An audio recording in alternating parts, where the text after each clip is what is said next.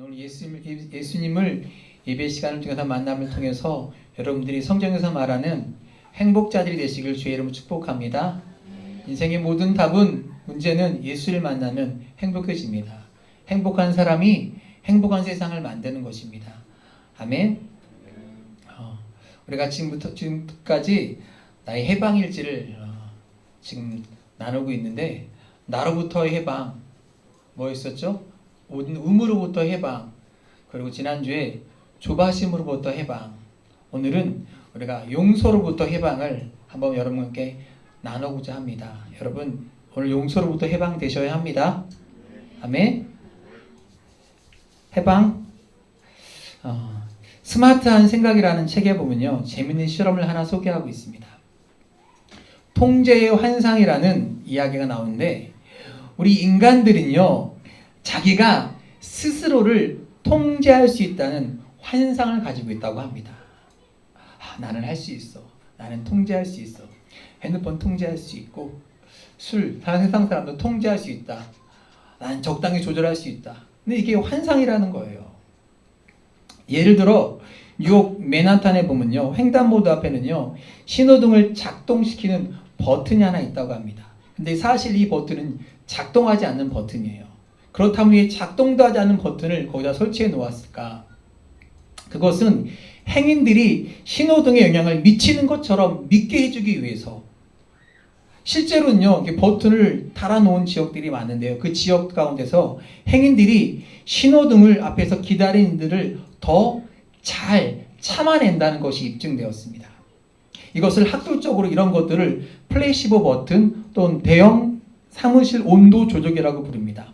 대형 이 빌딩들에 보면요, 사무실에 종종 이 가짜 온도 조절기가 달려 있습니다.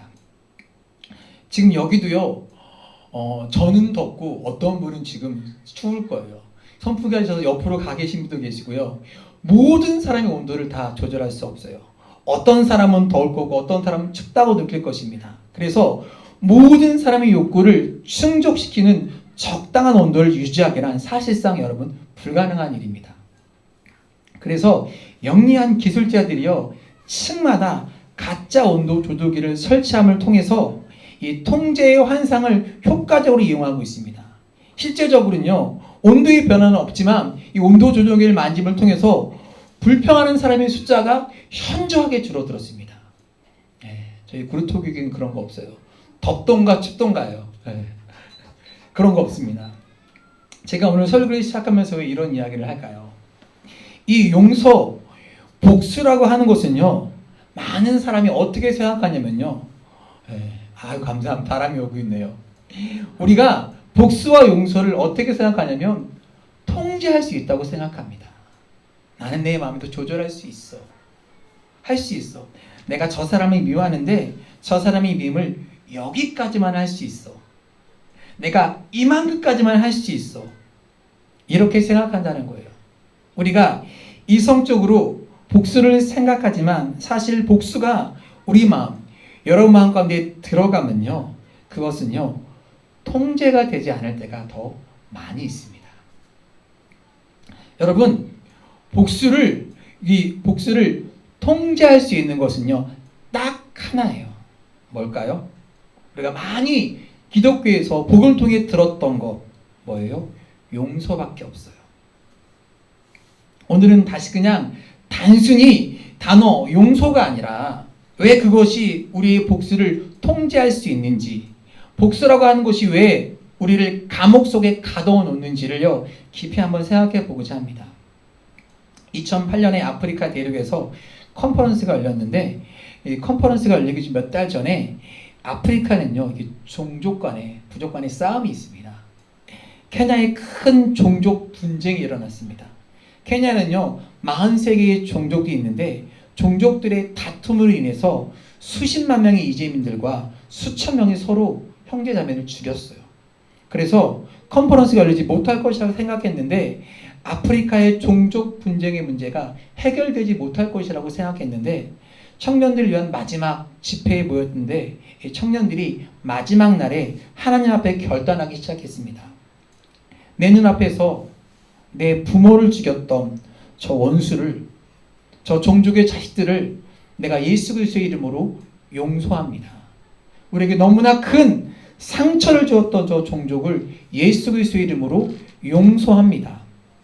놀라운 일은요, 43개의 부족들 가운데 서로가 서로를 부모를 죽이고 형제를 죽였던 원수들을 죽일 수밖에 없는 그들 가운데서 용서하기 시작했을 때 그 아프리카들이 아프리카에 대한 미래를 보기 시작했다고 합니다. 더 이상 종족의 복수심에 갇혀 살고 있는 것이 아니라 이 복수심을 깨고 이들이 미래의 아프리카에 대해서 함께 무릎 꿇고 헌신하고 생명을 하나님께 드리기 시작하면서 하나님이 일하기 시작하였습니다. 그 땅 가운데. 복수심으로부터 자유로워진 저들에게 하나님의 가능성이 열려지고 있었습니다. 그래서 제가 오늘 믿음의 눈을 들어 이 말씀을 여러분과 함께 나눌 수 있는 것입니다. 여러분의 마음속에 가둬놓았던 이 복수심이라고 하는 것은요, 이것은 여러분들이 통제할 수 있는 것이 아니라 여러분 가운데 들어오는 이 용서의 조절기가 여러분의 인생에서 움직이기 시작할 때 우리는 자유로운 하늘나라, 하나님을 바라볼 수 있는 믿음의 사람, 하나님이 쓰시는 사람들이 될 수 있는 것입니다. 여러분, 용서는요, 우리의 신앙 성장을 가장 명확히 보여주는 척도인 것입니다. 내가 용서할 수 있느냐, 없느냐. 사실 우리 믿음이 성장하면요, 우리는 용서의 지수가 점점 높아지게 되어 있습니다.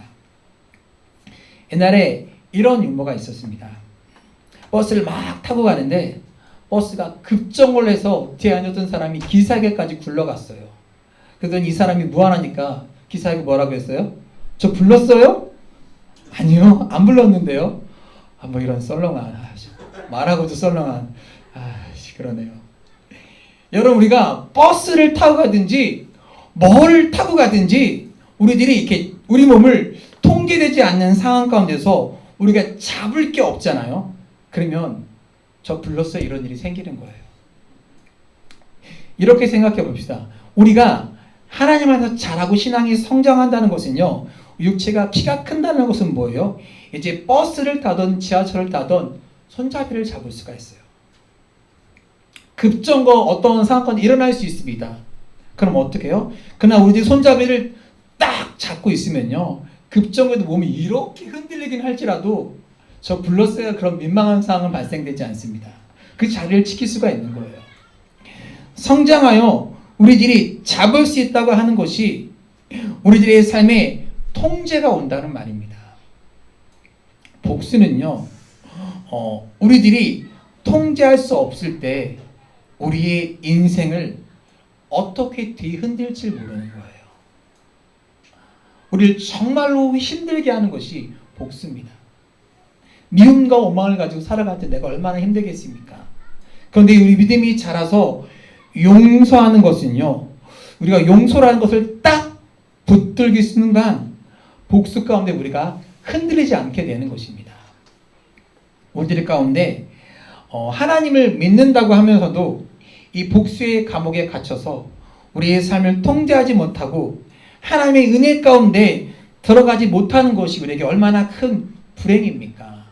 하나님 우리에게 은혜를 주시고 용서를 주시고 자유를 주시는데, 혹시 말씀을 들으면서 여러분 마음 가운데 내가 용서하지 못함으로 인해서, 복수로 인해서, 복수심 때문에 여러분의 마음을 뒤흔들고 있어서 그 복수의 감옥에 있다면 오늘 말씀을 통해서 여러분들이 해방될 수 있는 은혜가 있기를 주의 이름으로 축복합니다. 오늘 본문 21절에 보니까 베드로가 예수께 나와서 심각하게 물었어요. 21절 말씀 한번 보겠습니다. 여러분 성경 보시고요. 그때에 베드로가 나와 이르되 주여, 형제가 내게 죄를 범하며 몇 번이나 용서하여 주리이까? 7번까지 하오리이까? 자 보세요. 왜 갑자기 베드로가 뜬금없이 예수님께 이렇게 물었을까? 우리가 성경을 상상력을 가지고 묵상할 필요가 있는데, 지금 이 앞에 말씀이 뭐냐면 예수님이 지금 천국 비유를 하고 있는데 뜬금없이 베드로가 예수님께, 예수님 7번쯤 용서하면 되겠습니까? 어떤 사람이 이렇게 얘기해요. 베드로가 잘난 척을 잘하고 나서서 말씀을 잘하는 사람이니까 예수님 제가 7번쯤 용서하면 되겠습니까? 여러분 우리가 잘 아는 것처럼 상식적으로 유대인들에게 7이라는 숫자는 어떤 숫자냐면 완전수예요. 7번이란 것은요 내가 완전히 용서하면 되겠습니까? 그런 말이에요. 그리고 막 잘난 척하는 자신의 그 넓은 마음을 지금 베드로는 자랑하고 싶었을까요? 그런 해석도 가능하겠지만 문맥을 보면요 예수님께서 지금 천국 비유를 말씀하시는데 천국에는 어린아이처럼 낮아져야 한다. 천국에서는 어린아이 하나가 중요하단다. 이른 양이 중요하단다. 지금 예수님이 천국에 대한 이야기를 하고 계시는데 베드로에게 그 말을 들으면서 고민이 찾아왔던 거예요. 자기가 용서하지 못함으로 인해서 자기 마음 가운데 떠올랐던 그 미움 때문에 누군가의 영혼을 죽이고 있다는 것 때문에 그는 고민을 가지고 예수님 앞에 나왔던 거예요. 예수님, 제가 7번 용서하면 될까요? 그러면서 베드로가 지금 뭘 받고 싶냐면 위안을 받고 싶었어요. 그래, 네가 그렇게 하면 돼. 네, 중요한 얘기예요. 우리에게 여러분에게 예수를 믿으면서 믿음이 들어가고 우리가 예배를 드리면서 말씀을 보면서 예수님과 가까워지면 가까워질수록 우리의 마음속에 해결되지 못한 문제들을 내서 우리들이 죄책감들을 느낍니다.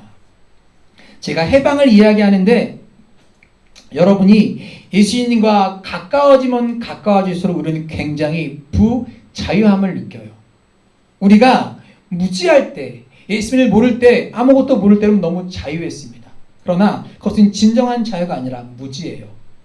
예수님과 가까워지면 가까워질수록 내가 민감해지기 시작하면서 우리들에게 아주 부자연스러운 일이 일어나기 시작하는데 중요한 것은 이것이 내게 부자유함으로 끝날 것인가, 우리 삶의 결단을 통해서 해방될 것인가.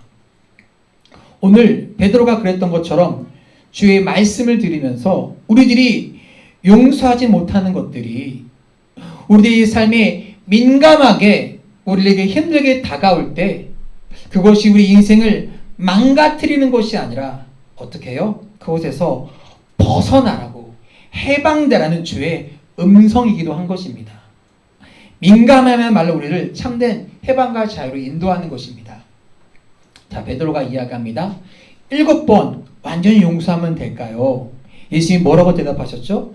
7번뿐만 아니라 70번씩 7번까지 해라. 예수님이 이렇게 말씀하셨는데 우리가 인생을 살다가 70번씩 7번, 490번 그만큼 용서해야 할 나쁜 놈이 있을까요?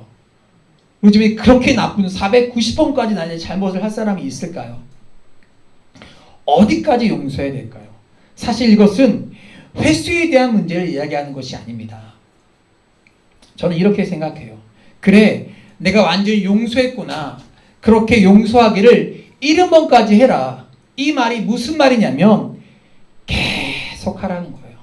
따라합시다. 계속 해라. 뭐를? 어떻게 하라고요? 뭐를요? 어떻게 하라고요? 캠프 가니까 이렇게 하더라고요. 계속 하라는 거예요. 용서를. 왜 계속 해야 합니까? 중요한 진리. 우리가 누군가를 아내가 예수님의 이름으로 용서합니다. 부부간에도 아내가 남편을 용서했어요. 그런데 여러분 용서했다고 다 해결됩니까? 뭔가 조그만한 단서가 하나 있으면요 옛날 것들이 생각이 나요. 참 신기해요. 부부간에 부부싸움을 하다가 A라는 문제를 가지고 싸우고 있는데 꼭 B, C, D, F 옛날 걸 꼭 끄집어내는 거예요. 옛날에 이렇게 했잖아. 이거 왜 그렇게 했는데 이렇게 하는 거야. 여러분 아닌 것처럼 다 이러고 계신데 여러분들 다 그러셨잖아요. 저만 그런 것처럼 그렇게 몰지 마시고요. A를 가지고 싸워야 되는데 A가 아니라 B, C, D, F를 끌어다가 그때 왜 이렇게 했냐 싸우는 거예요. 이러면 정말로 환장하는 거죠.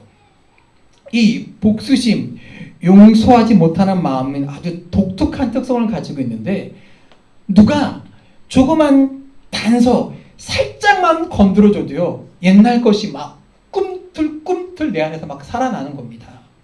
예수님께서 그것을 너무나 잘하셨어요. 너희들이 용서한다고 하지만 너희 속에 용서하지 못한 마음과 복수심은 너희들 가운데, 너희 기억 가운데 언제든지 살아날 수 있단다. 사단이요, 우리 속에 있는 상처를 교묘하게 건드려요. 자존심을 교묘하게 건드려서 우리가 다시 막 복수심이 일어나도록 건듭니다.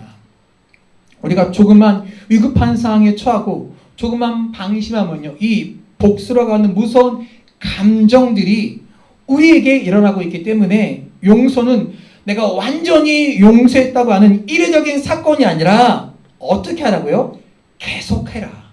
뭐를요? 어떻게 하라고요? 계속 용서하라는 거예요. 이러니까 안 좋고 잘 듣는구나. 용서를 계속 하라고 말씀하고 있는 거예요. 너희가 70번씩 7번까지라도 용서해라. 우리의 신앙에 끊임없는 갈등, 치열한 전쟁, 이것이 없이는 용서에 대한 문제, 이 복수심의 문제가 해결되지 않는 거예요. 그래서 예수님께서 이 베드로의 물음에 대해서 이 비유를 말씀하신 거예요. 우리가 잘 알고 있는 1만 달란트 비유입니다. 그럼 기억하세요. 1만 달란트 비유. 어떤 사람이요, 1만 달란트를, 10,000달란트를 빚졌는데 임금이 탕감해 주었는데, 그 사람이 친구가 있었는데 100데나리온. 여러분, 100데나리온은요 작은 숫자예요. 1만 달란트라고 하는 것은요 우리가 셀 수 없는 숫자입니다. 그런데 100데나리온 빚진 자를 용서하지 못한 그 비유를 예수님이 말씀하십니다. 여러분, 성경상에서 1달란트가 몇 억의 가치를 가지고 있다고 하니까 1만 달란트는요 현실성이 없는 숫자예요. 예수님이 비유로 말씀하시면서 1만 달란트를 말씀하신 의미가 무엇이냐면 우리의 한계를 뛰어넘었다는 것입니다. 1만 달란트 빚졌다고 하는 것은요, 내가 아무리 안 쓰고 안 먹고 안 해도요 갚을 능력이 없는 그런 숫자입니다. 그런데 임금이요 그것을 어떻게 줬어요? 탕감해 주었어요. 그래서 빚으로부터 해방을 얻었습니다. 또 중요한 말이에요. 해방을 얻는 것과 해방을 누리는 것은요 어떻게 해요? 틀린 일이에요. 달라요. 여러분들이 하나님을 믿으면서 여러분들이 이례적인 고백을 통해서 여러분들이 해방을 얻을 수가 있습니다. 그러나 자유와 해방을 누리고 사는 것은 다른 문제예요. 여기서 이어서 마태복음 18장 23절과 25절의 말씀을 볼게요. 있습니다. 그러므로 천국은 그 종들과 결산하려 하던 어떤 임금과 같으니 결산할 때에 10,000달란트 빚진 자 하나를 데려오매 갚을 것이 없는지라 주인이 명하여 그 몸과 아내와 자식들과 모든 소유를 다 팔아 갚게 하라 하니, 본래 이 사람이 갚아야 할 것이 무엇이냐면 그 몸과 아내와 자식 모든 소유를 다 팔아도 갚을 수가 없는 것이라고 성경이 말하고 있습니다. 이는 뭐예요? 해결할 수 없는 거예요. 1만 달란트를 다 갚아야 하는데 능력이 없는 겁니다. 중요한 것은 마태복음 18장 27절에서 이렇게 말합니다. 그 종이 주인을 불쌍히 여겨 놓아보되매 그 빚을 탕감하여 주었더라. 여기서 제일 중요한 것은 탕감입니다. 탕감이 무엇입니까? 우리의 노력이 개입된 것이 아니에요. 우리가 한 얼마쯤 갚았더니 나머지는 안 갚아도 될까요? 그런 딜도 아니에요. 도저히 갚을 수가 없기 때문에 임금이 그것을 어떻게 줬다고요? 탕감해 줬다고 말하고 있어요. 무슨 말이에요? 은혜를 그 사람에게 베풀었다는 말입니다. 우리가 용서를 받은 것은요, 도저히 할 수 없는 것을 탕감해 주신 은혜를 우리가, 여러분, 한 사람 한 사람이 입고 있는 것입니다.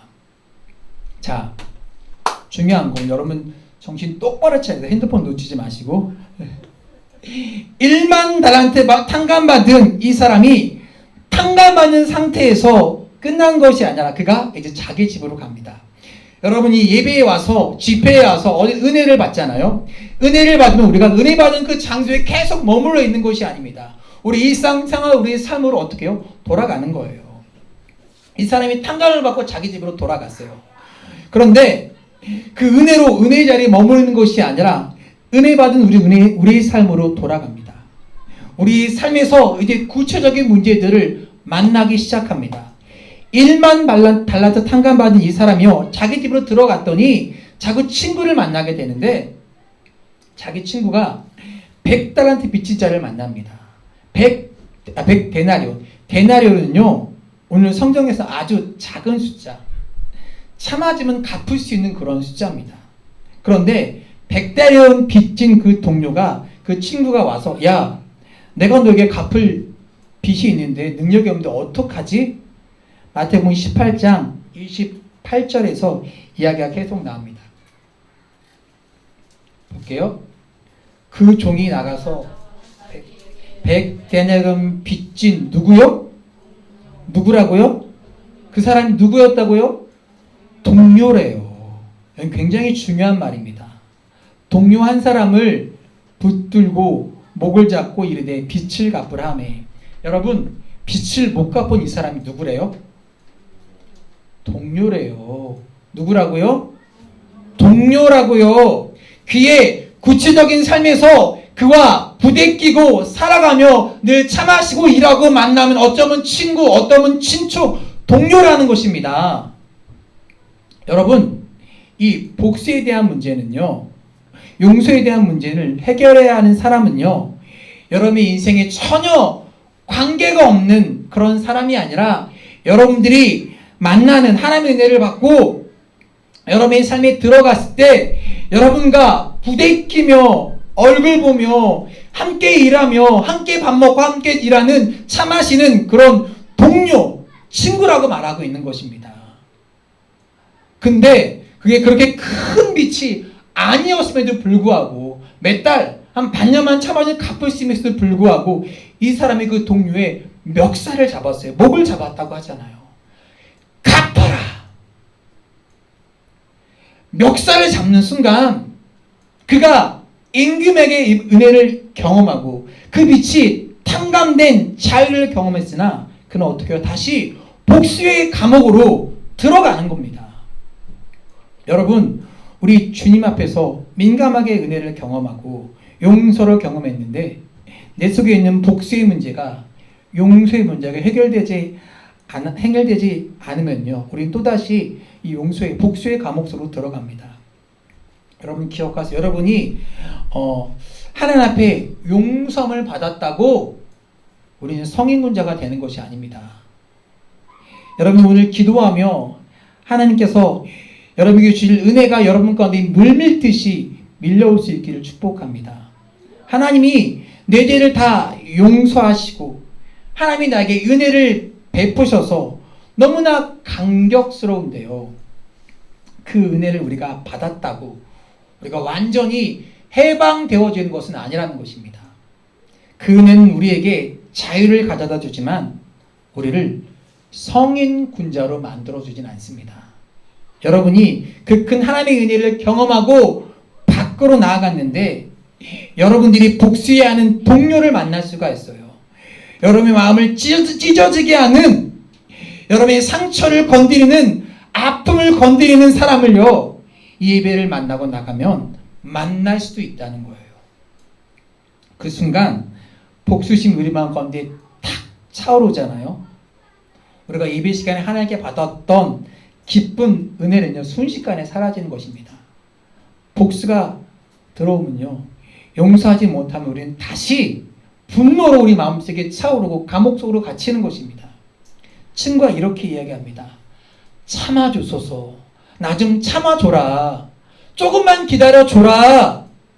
이 말은요, 1만 달란트 빚진 자가 임금에게 갚을 것이 없을 때, 능력이 없을 때 했던 말이에요. 나 좀 참아주세요.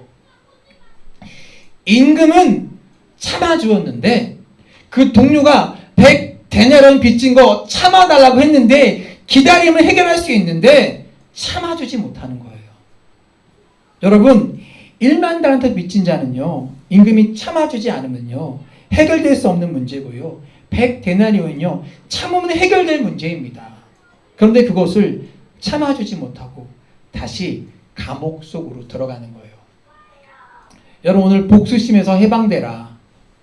하나님의 은혜가 없기 때문이 아니라 여러분 하나님의 은혜를 받으나 누리지 못하는 것이 문제입니다. 복수의 문제가 굉장히 민감한 문제인데 힘든 문제예요. 이렇게 얘기할 사람들이 목사님 용서라는 말 너무 쉽게 말씀하지 마십시오. 목사님이 그런 상황에 처해 보셨습니까? 너무 쉽게 이야기하지 마십시오. 용서 쉬운 거 아닙니다. 예, 알아요. 오늘 여러분께 설교를 통해 말씀드리고 싶은 것은요. 우리가 당하고 있는 일, 우리의 아픔, 그것이 무엇인지 모르지만 이해하지 못해요. 다른 사람들은. 여러분들의 아픔이 얼마나 큰지 그걸 누가 이해하겠습니까? 여러분의 아픔이 얼마나 큰지 몰라요. 이해할 수 없어요. 그러나 용서하라는 것은요. 여러분의 아픔의 크기에 대한 문제가 아니라 여러분이 받은 그 용서의 크기를 생각해 보라는 거예요. 우리가 가진 아픔의 문제가 아니라 내가 가지고 있는 이 문제를 해결해 주신 그 크신 그 놀라운 사랑을 생각할 때 이 사람에게 용서할 수 있는 것이지 내가 받은 상처를 생각한다면요. 용서할 수 없는 겁니다. 왜? 우리에겐 그런 능력이 없기 때문입니다. 그리고 우리를 진짜 힘들게 하는 것이 뭔지 아십니까? 내가 그 사람을 용서해 준다 칩시다. 나를 그렇게 힘들게 하고 못 살게 한 그 놈을 내가 용서했는데 그 사람이 너무 잘 되는 거예요. 나는 용서하고 너무너무 힘든데 저 나쁜 놈을 내가 용서했는데 너무너무 잘 되는 거예요. 그게 정말 견딜 수 없는 일이죠. 하나님 어떻게 저런 일이 일어날 수 있습니까? 악인의 번성함을 보는 것만큼 힘든 일이 없습니다. 용서가 그만큼 힘든 일이에요. 로마서 12장 17절과 18절 말씀 볼게요. 아무에게도 악을 악으로 갚지 말고 모든 사람 앞에서 선한 일을 도모하라. 할 수 있거든 너희로서는 모든 사람과 더불어 화목하라. 여기에서 아주 중요한 말씀이 포인트는 너희로서는 이 말이에요. 사도 바울이 로마에 있는 교인들에게 편지합니다. 너희들이 악을 악으로 갚지 말고 선한 일을 도모하는데 이게 참 힘든 일이다. 너희들이 선한 일을 행한다고 그 사람이 선하지도 않단다. 그런데 너희로서는 모든 사람과 더불어 화목해라. 다른 사람이 어떠한 결과를 가져올지 모르지만 사도 바울은요 로마에 있는 교인들에게 다른 사람 신경 쓰지 말고 너희들은 화목하래요. 이어서 19절 말씀 이렇게 말씀하세요. 내 사랑하는 자들아 너희가 친히 원수 갚지 말고 하나님의 진노하심에 맡기라. 기록되었으니 원수 갚는 것이 내게 있으니 내가 갚으리라고 주께서 말씀하시느니라. 자, 이 성경이 뭐라고 되어 있어요? 우리의 복수와 우리의 원수는 누구에게 있다고요? 나에게 있는 것이라고 말씀하세요. 내가 갚는데요. 왜냐하면 하나님이 아니라 내가 여러분들이 갚으려고 하면요 여러분들이 망가지기 때문에 그래요. 내가 그 미움과 원망과 아픔을 가지고 분노를 가지고 복수하려고 살아가면 누가 망가져요? 내가 망가져요. 내가 다쳐요. 우리에게 믿음이 들어오고 우리들이 하나님의 용서를 우리들이 경험하는 순간 우리는 내 속에 있는 분노와 복수를 어떻게 하래요? 하나님께 맡기래요. 하나님께 맡기래요. 여러분 그런 생각 해보셨습니까? 우리가 용서하지 못하는 우리에게 상처를 준 그 사람 때문에 우리가 너무너무 힘들고 아플 때 근데 하나님이 우리에게 용서하라고 말씀하셨을 때 그 하나님의 마음은 여러분 쉬웠을까요? 사랑하는 자녀들이 고통받는 것을 보고 계시는 하나님의 마음이 여러분 정말 쉬웠을까요? 저는 그렇게 생각하지 않아요. 우리가 상처받고 너무너무 마음이 아플 때 하나님은 분명히 우리보다 더 아파하시고 힘들어하실 것입니다. 하나님의 자녀들이 불의한 일을 당할 때 하나님은 무관심한 분이 아니세요. 그렇게 쉽게 우리들에게 용서하라는 말씀이 아니에요. 내가 그렇게 쉽게 복수심을 떨쳐버리라고 하는 말도 아니에요. 우리 하나님께서 우리의 아픔과 우리의 마음을 아신다는 거예요. 그 힘듦을. 단지 그것을 해결하는 방법과 시기가 우리에게 있지 아니한다는 거예요. 그래서 하나님께 어떻게 하라고요? 맡기라는 거예요. 여러분, 쉬운 일이 아니라는 거 알아요. 하나님 아버지의 마음도 결코 쉽지 않습니다. 그래서 하나님께 맡기라는 거예요. 페리 노블의 책 언리시에서 이런 표현을 씁니다. 브레이크에서 발을 떼라. 복수는 마치 여러분들의 인생의 브레이크에서 여러분들의 발을 얹고 있는 것과 같아요. 여러분, 브레이크를 밟고 있으면 차가 앞으로 갑니까? 안 갑니까? 안 나가잖아요. 브레이크에서 발을 떼라. 여러분 인생이 앞을 향해 나아갈 수 있도록, 여러분이 사명자가 되고 하나님께 쓰임받을 수 있도록 브레이크에서 발을 떼라고 말씀합니다. 오늘 여러분이 떼어야 할 인생에 떼어야 될 브레이크가 오늘 여러분들에게 결단될 수 있는 시간이 되기를 축복합니다. 용서 쉬운 거 아닌 거 알아요. 그러나 하나님의 마음도 힘든 거예요. 그래서 하나님께 맡기라고 하시는 것입니다. 여러분, 맡기십시오. 여러분들의 마음과 여러분이 신앙으로 되는 거 아닙니다. 그래서 오늘 우리가 기도하는 거예요. 주님, 주님의 은혜를 우리에게 베푸셔서 주님의 마음을 우리에게 주셔서 내 인생의 브레이크에서 내가 발을 떼게 하여 주옵소서. 여러분, 우리가 마지막에 부를 찬양인데요. 가사가 참 좋아요. 보소서 주님, 내 마음에 선한 것이 하나도 없습니다. 그러나 내 모든 것 주께 드리오니 사랑도 안으시고 날 새롭게 하시고 주님 마음 내게 주셔서 주님 마음 내게 주셔서 내게 사랑을 가르치시고 당신의 마음으로 용서하게 하소서. 여러분, 이 찬양하며 여러분들이 결단하며 내 마음이 찢어지게 아플지라도 하나님이 여러분의 아픔을 표현하고 하나님이 힘을 주시고 하나님이 역사해 달라고 이 복수심의 감옥에서 해방될 수 있도록 브레이크에서 발을 뗄 수 있도록 용기를 달라고 고백하며 우리 보소서 주님 다 같이 일어나서 찬양하고 하나님 앞에 간절히 여러분 기도하도록 하겠습니다.